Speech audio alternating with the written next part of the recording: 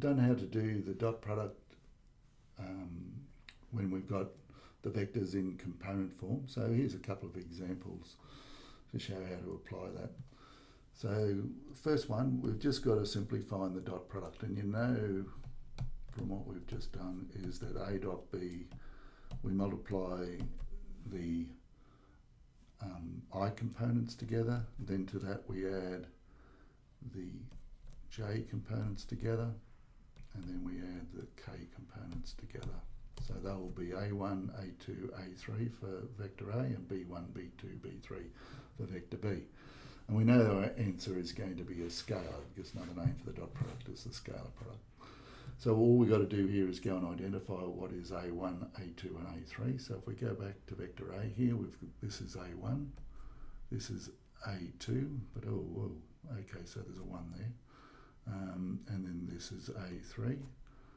And now for our vector B, this will be B1. Now there's no J component, so B2 will be equal to 0. And our B3 will be equal to -3. We've got to pick up that negative in front there. So A1 will be equal to 5 times B1 will be 4, plus A2 will be 1 times B2 is 0, plus A3 will be 2 times -3. So we get 20 plus 0 minus 6, so that'll be equal to 14.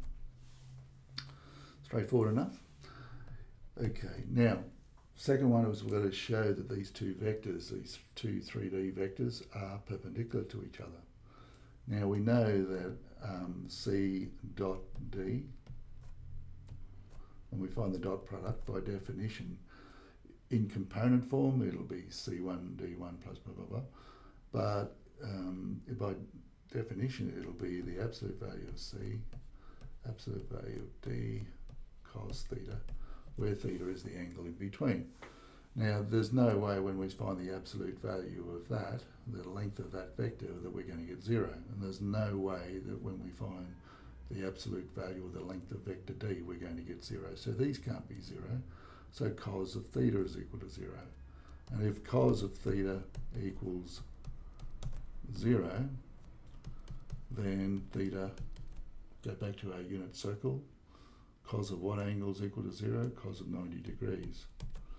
So the only way these two vectors are going to be equal to 0 is, the only way the dot product's going to be equal to 0 is if theta is equal to 90 degrees. Now, the opposite of that is that if the dot product is equal to 0, then theta must be equal to 90 degrees. So all we've got to do is to show that when we do the dot product of those two, we're going to get an answer of 0. So that'll be equal to 5. So this will be C1 times D1, 5 times 2, plus -3 times 3, plus 1 times -1.